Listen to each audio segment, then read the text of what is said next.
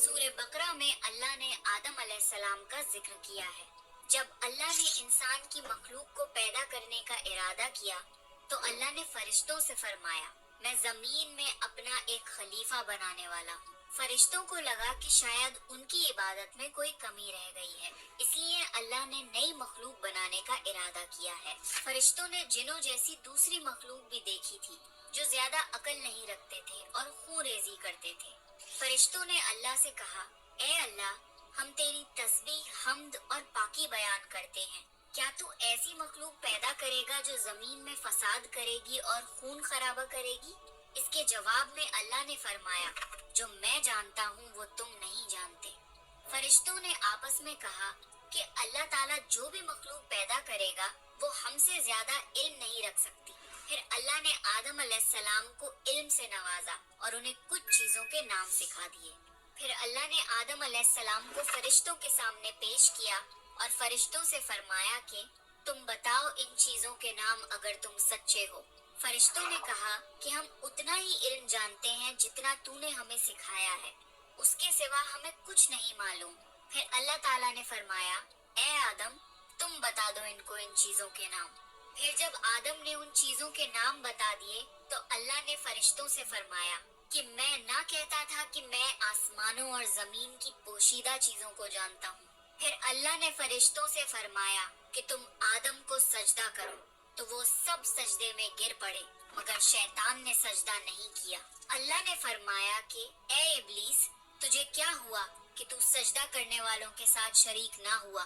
شیطان نے تکبر میں کہا کہ میں ایسا نہیں ہوں کہ انسان کو سجدہ کروں جسے تو نے کھنکھناتے ہوئے سڑے ہوئے گارے کی مٹی سے بنایا ہے۔ میں اس سے بہتر ہوں، تو نے مجھے آگ سے پیدا کیا اور اسے مٹی سے پیدا کیا ہے۔ اللہ نے شیطان سے فرمایا، یہاں سے نکل جا، تو مردود ہے اور تجھ پر قیامت کے دن تک لعنت برسے گی۔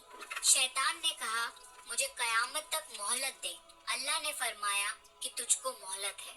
شیطان نے اللہ سے کہا کہ تو نے مجھے گمراہ کیا ہے، میں قسم کھاتا ہوں کہ میں انسان کی سیدھی راہ پر بیٹھوں گا، پھر میں ان پر حملہ کروں گا، ان کے آگے سے بھی، پیچھے سے بھی، دائیں سے بھی اور بائیں سے بھی، اور ان میں سے اکثر کو تو شکر گزار نہیں پائے گا۔ اللہ نے فرمایا، تو یہاں سے نکل جا ذلیل و خوار، جو ان میں سے تیرا کہنا مانے گا تو میں ضرور تم سب سے جہنم کو بھر دوں گا، بے شک میرے خاص بندوں پر تیرا ذرا قابو نہیں چلے گا۔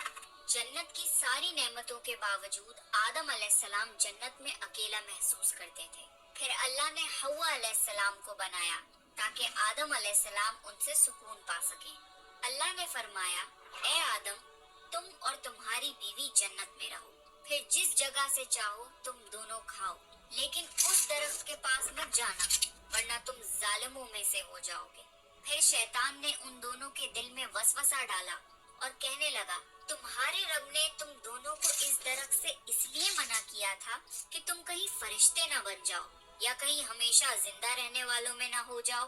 اور شیطان نے قسمیں تک کھا لی کہ وہ ان کا خیر خواہ ہے، پس مردود نے دھوکہ دے کر ان کو درخت کی طرف کھینچ ہی لیا۔ جب حضرت آدم اور حوا علیہ السلام نے درخت کے پھل کو کھا لیا تو ان کے سطر کی چیزیں کھل گئیں اور وہ درختوں کے پتوں کو توڑ توڑ کر اپنے اوپر چپکانے لگے اور سطر چھپانے لگے۔ پھر اللہ نے ان کو پکارا اور فرمایا، کیا میں تم دونوں کو اس درخت سے منع نہ کر چکا تھا اور یہ نہ کہہ چکا تھا کہ شیطان تمہارا کھلا دشمن ہے؟ حضرت آدم اور حوا علیہ السلام نے کہا کہ اے ہمارے رب، ہم نے اپنے اوپر ظلم کیا، اور اگر آپ ہمیں نہ بخشیں گے اور ہم پہ رحم نہ فرمائیں گے تو پھر ہم تو ضرور تباہ ہو جائیں گے۔ اللہ نے فرمایا کہ تم سب جنت سے نیچے اتر جاؤ، اب سے تم ایک دوسرے کے دشمن ہو، اور تمہارے لیے زمین پر رہنے کی جگہ ہے اور ایک مدت تک نفع حاصل کرنا۔ اب تم کو وہی زندگی گزارنی ہے اور وہی مرنا ہے اور وہی پھر سے پیدا ہونا ہے۔ دنیا میں آنے کے بعد آدم علیہ السلام نے اللہ سے 40 سال تک معافی مانگی، پھر اللہ نے آدم علیہ السلام پہ رحم کھا کے انہیں معاف کر دیا اور فرمایا کہ تم اور تمہاری اولاد دنیا میں رہو، اور یہ بات یاد رکھو کہ جب میری طرف سے کوئی نبی ہدایت لے کر تمہارے پاس آئے تو تم اس کا کہنا ماننا، اور جو لوگ میرے نبیوں کی بات کو نہیں مانیں گے اور ہماری آیتوں کو جھٹلائیں گے وہ دوزخ میں جائیں گے اور ہمیشہ اسی میں رہیں گے۔